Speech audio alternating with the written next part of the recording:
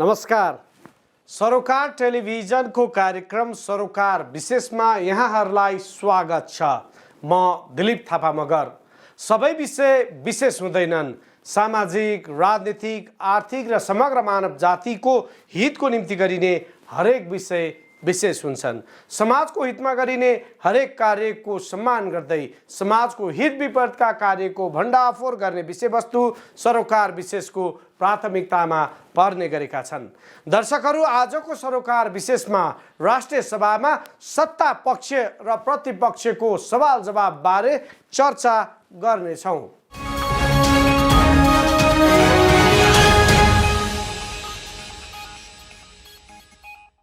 राजनीतिक बहस गर्ने थलो पछिल्लो समय राष्ट्रिय सभा भएको छ।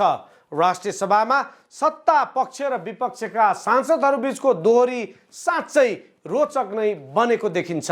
विपक्षी सांसदहरूको आरोपलाई सत्ता पक्षका सांसदहरूले बचाउ गरिरहेका हुन्छन्। उनीहरू बीच चलेका सवाल जवाफले सत्ताको कुकुर झगडालाई देखाइरहेको छ। राष्ट्रिय सभामा लगाइएका कतिपय आरोप त सुन्नै नसकिने पनि रहेका छन्।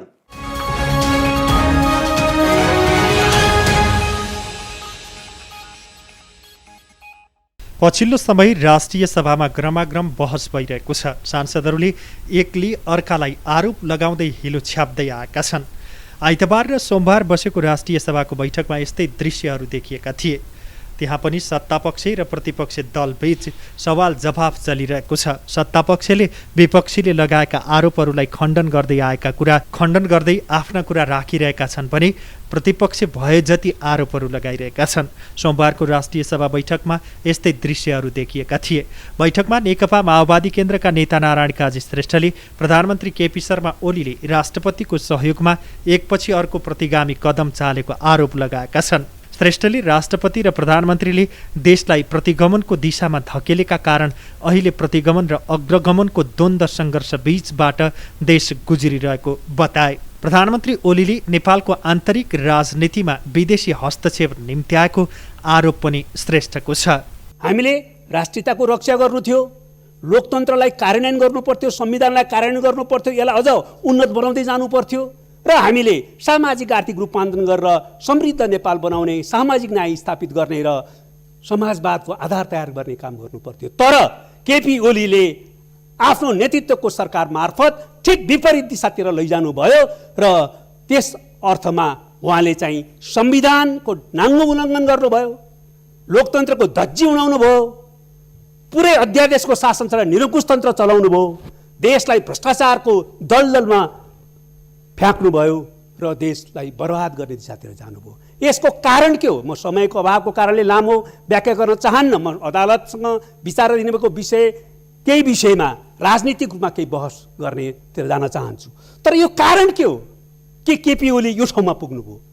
कारण के हो भने लोकतान्त्रिक दृष्टिकोण, चिन्तन र संस्कृतिको विरुद्ध उहाँ आत्मकेन्द्रित व्यक्तिवाद र चिन्तन र संस्कृतिको को शिकार हुनुभयो। त्यसको कारणबाट आफ्नो व्यक्तिगत महत्त्वाकांक्षा, स्वार्थ र सत्ता लिप्साको निम्ति संविधान र लोकतन्त्रलाई ध्वंस पार्ने दिशातिर उद्धत हुनुभयो। संविधान गए जाओस्, लोकतन्त्र गए जाओस्, मेरो पद चाहिँ छोड्नुहुन्न मैले भन्ने दिशातिर उहाँ जानुभयो। त्यति मात्रै होइन, संविधान र लोकतन्त्र मात्रै होइन, पार्टी र कम्युनिस्ट आन्दोलन पनि सिद्धियोस्, तर मेरो पद चाहिँ छोड्दिन भनेर उहाँले कम्युनिस्ट आन्दोलनमाथि विसर्जनवादी प्रहार गर्नुभयो र एकैपटक प्रतिगामी प्रहार र विसर्जनवादी प्रहार गर्नुभयो र देश अहिले अत्यन्तै सङ्कटपूर्ण अवस्थाबाट गुज्रिरहेको छ।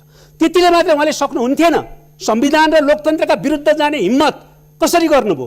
कम्युनिस्ट आन्दोलनलाई ध्वस्त पार्ने योजना साथ प्रहार कसरी गर्नुभयो त भन्दाखेरि उहाँलाई आफ्नो व्यक्तिगत जुन प्रकारको लिप्सा थियो, त्यो लिप्साले नेपालमा विदेशी हस्तक्षेप आमन्त्रण गर्ने ठाउँमा पुर्यायो र विदेशीहरूको आन्तरिक मामलामा हस्तक्षेप गर्ने प्रक्रिया अगाडि बढ्यो र त्यसको योजना र मिलीभगतमा उहाँले अहिले संविधान र लोकतन्त्रमाथि आक्रमण गरिराख्नु भएको छ र उहाँले नेपाली कम्युनिस्ट आन्दोलनलाई पनि ध्वस्त गर्नुभएको छ।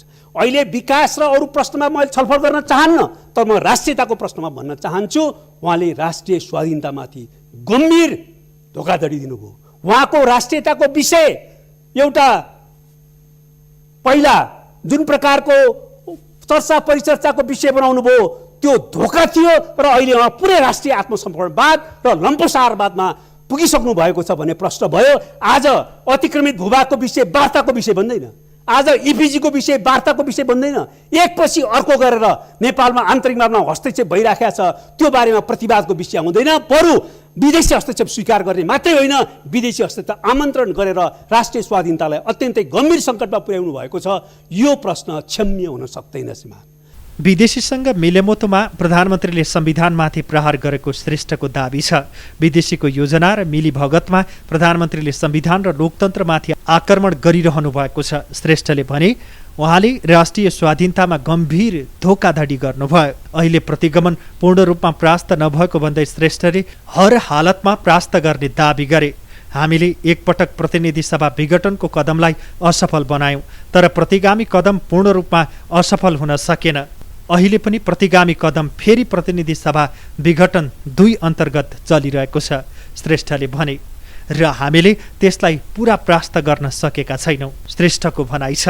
अदालतमा विचाराधीन रहेको विषयमा अदालतले फेरि पनि संविधान सम्मत ढङ्गले नै फैसला गरेर संविधान र लोकतन्त्रलाई क्रियाशील गर्ने सही निर्णय गर्नेछ भन्ने कुरामा हामी विश्वस्त छौँ। र म भन्न चाहन्छु कि अहिले नेपालको संविधानमा अदालतले नै पहिला फैसला गरिसक्यो कि प्रतिनिधि सभा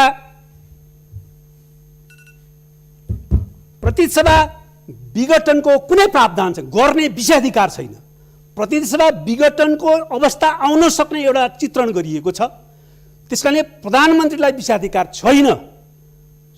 संविधानको 76 को सबै धाराको प्रक्रिया गुज्रेर अगाडि बढ्दा पनि संसदले सरकार दिन सकेन भनेर स्वतः संविधान प्रतिनिधि सभा विघटन हुने र त्यो प्रतिनिधि सभा विघटनलाई औपचारिकता दिन त्यतिखेर बाध्यकारी रूपमा त्यतिखेरको काम चलाउ प्रधानमन्त्रीले विघटनको सिफारिस गर्न पर्ने व्यवस्था मात्रै छ। यो कुरा अदालतको पहिलेको फैसलाले स्पष्ट गरिसकेपछि आज अब संविधानको सारा धाराहरूको 76 को सबै प्रावधानहरूको प्रक्रिया पूरा गरियो र विघटन हुने अवस्था आयो भन्ने सिर्जना गर्दै अहिले फेरि असंवैधानिक रूपमा प्रतिनिधि सभा विघटन गरिएको छ। यहाँ प्रश्न छ के संविधानको 76 को सम्पूर्ण प्रावधानहरू सम्पूर्ण उपधाराहरू क्रियान्वयनको प्रक्रिया समाप्त भएको हो, त्यसपछि विघटनको अवस्था आएको हो? होइन। दोस्रो प्रश्न छ 76(5) कुन कारणले संविधानमा राखियो? सम्माननीय अध्यक्षज्यू, वास्तवमा 76(5) को प्रक्रिया नेपालमा विशिष्ट ढङ्गले राखिएको छ। त्यो 76(2) होइन, म प्रश्न पार्न चाहन्छु। 76(2) हुँदो हो त त्यो राखिन्थेन। 1, 2, 76(2) नै पुनः एकपटक अन्तिम अवसरको रूपमा यसलाई प्रयोग गरिनेछ भनेर राखिन्थ्यो। त्यसैले 76(2) नै 76(5) हो भनेर व्याख्या गर्नु संविधानलाई विकृत पार्नु हो।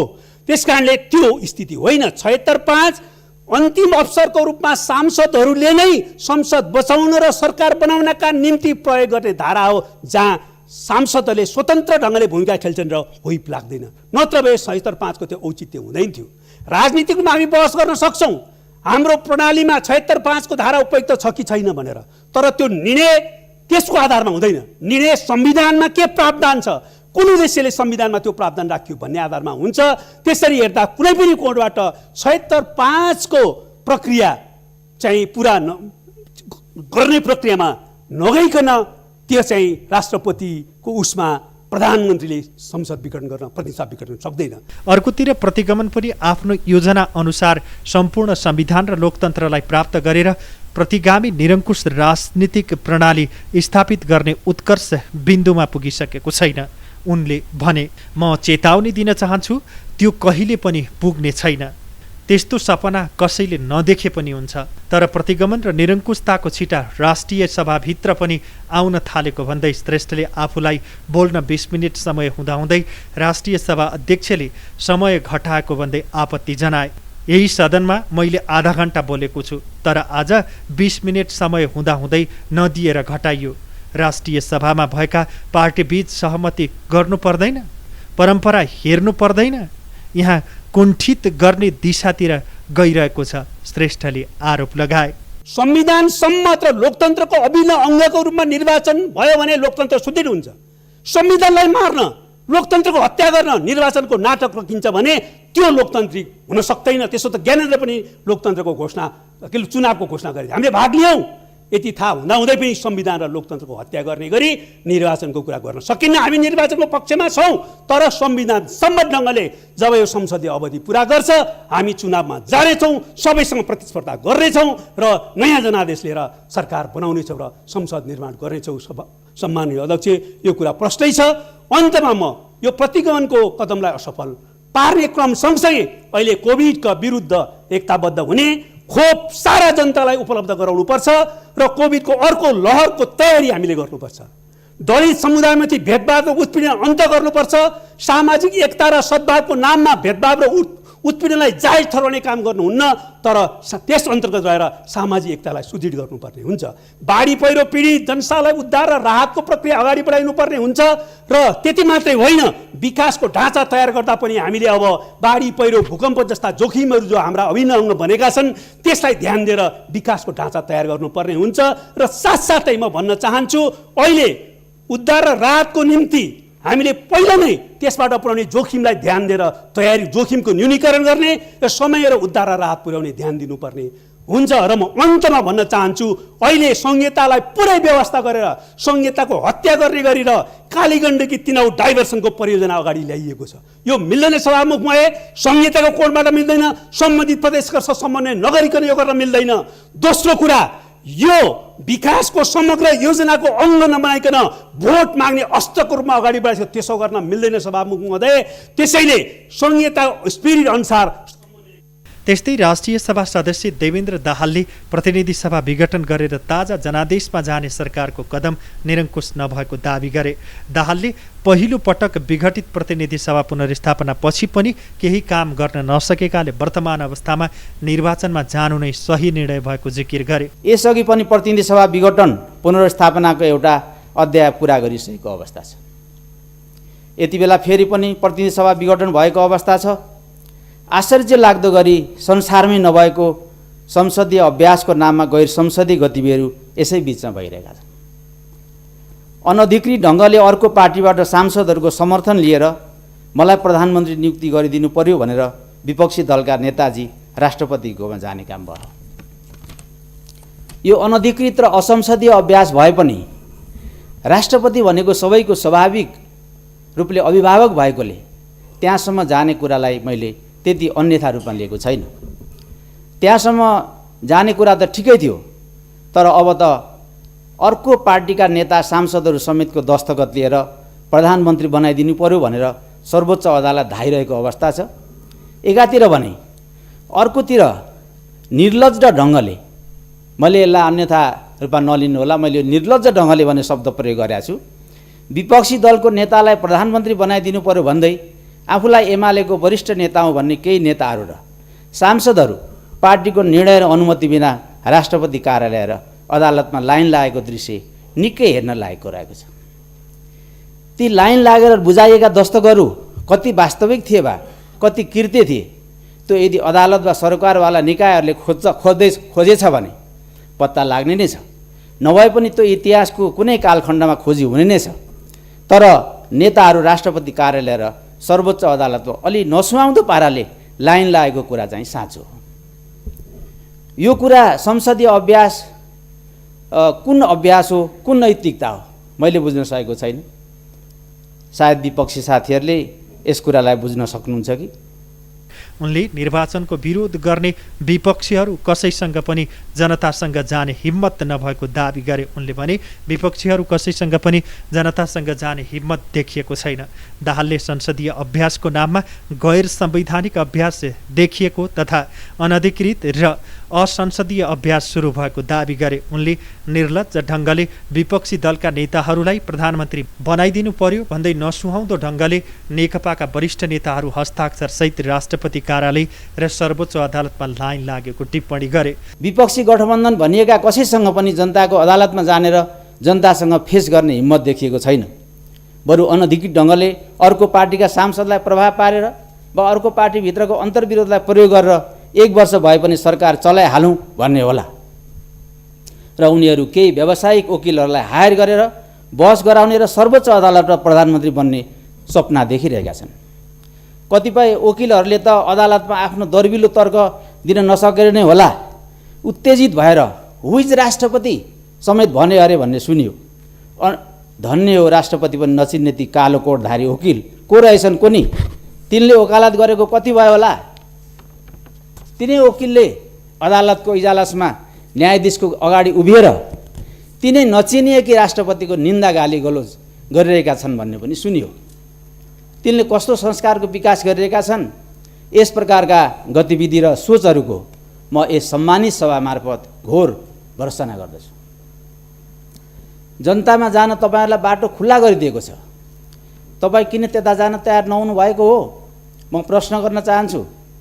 यो कुरा मैले यही राष्ट्रिय सभाको 7औं अधिवेशनमा पनि प्रतिपक्षका साथीहरूलाई निर्वाचन तपाईँहरूका लागि सुवर्ण अवसर बन्न सक्छ भनेर सुझाव दिएको थिएँ, तर उहाँहरू चुनावको बाटो जानु भएन, मुद्दा मामलाकै बाटो जानुभयो। मुद्दा जितेर के पाउनुभयो मैले बुझेको छैन। बरु चुनावमा जानु भएको भए केही त सिटहरू अलि बढाउनुहुन्थ्यो कि यसपटक पनि मुद्दामै जानुभएको छ। यदि यो मुद्दा जितिहाल्नु भयो भने के पाउनुहुन्छ कुन्नी म भन्न सक्दिनँ। आखिर संसदभित्रको अङ्कगणित त यही होइन र यसमा फेरि के जोड घटाउ गर्नु होला र। आफ्नै भनिएका हाम्रा सांसदहरूको त हालत देखिहाल्नुभयो, तपाईँहरूको लागि त ती अर्को पार्टीका सांसद हुन् नि होइनन् र। त्यस्तै नेपाली कङ्ग्रेसका राष्ट्रिय सभा सदस्य रमेशजङ रायमाझी सोमबार राष्ट्रिय सभाको बैठकमा बेग्लै गेटअपमा देखिए। उनले कालो सर्ट, कालै कोट र कालो क्याप लगाएका थिए। अरू बेला प्राय ढाका टोपी लगाउँथे। उनी त प्रधानमन्त्री केपी शर्मा ओलीले संविधान मिचेको विरोधमा यो गेटअपमा आएका रहेछन्। राष्ट्रिय सभा बैठकलाई सम्बोधन गर्ने क्रममा उनले प्रतिनिधि सभा विघटन गरेपछि लाखौं मानिस कालो झण्डा बोकेर सडकमा आउनुपर्ने भए पनि कोरोनाका कारण सम्भव नभएको जिकिर गरे। सांसद रायमाझीले भनी संसदमा कालो झण्डा देखाउने अवस्था नभएका कारण विरोधको स्वरूप हो यो। त्यसपछि उनले आफ्नो शिरमा भएको कालो क्याप हातमा लिए र कालो झण्डा चाहिँ हल्लाइदिए। म आजसम्म यो सदनमा यो रूपमा प्रस्तुत भएको थिइनँ। म आज अर्कै रूपमा, आज संसद विघटन गरिएपछि नेपालको संविधान मिचिसकेपछि प्रधानमन्त्रीले प्रतिनिधि सभा विघटन गरिसकेपछि लाखौं मान्छे सडकमा कालो झण्डा बोकेर निक्लिनु पर्ने बेला थियो। संविधानलाई धोधा बनाएको विरुद्धमा निक्लिनु पर्ने थियो, तर 5 राजनीतिक गठबन्धनको कारणले, उनको सुझबुझको कारणले अहिले कोरोनाको बेलामा सडकमा निक्लेर जनतालाई जोखिम अवस्थामा पुर्याउनु हुँदैन भनेर गरिरहेको अवस्थामा आज म यो सदनमा मैले कुनै दिन पनि आफू टोपी लाएँ होला, अरू चिज लाएँ होला, आज म क्याप लाएर प्रवेश गरेको छु।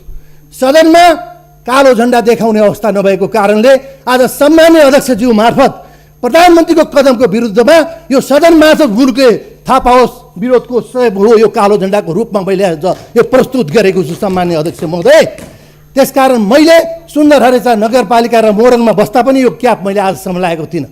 म गेटअप परिवर्तन गरिरहेको यो झण्डाको रूपमा मैले आज सिम्बोलिक रूपमा यो सरकारको विरुद्धमा र प्रतिनिधि सभा विघटनको विरुद्धमा यो आवाज उठाइरहेको छु सम्मान्य अध्यक्ष महोदय। पछिल्लो समय प्रतिनिधि सभा विघटन भएपछि अहिले राष्ट्रिय सभामा क्रमाक्रम बहस भइरहेको छ। दैनिक सांसदहरू बीचमा यस्तै सवाल जवाफहरू उठ्ने गरेका छन्।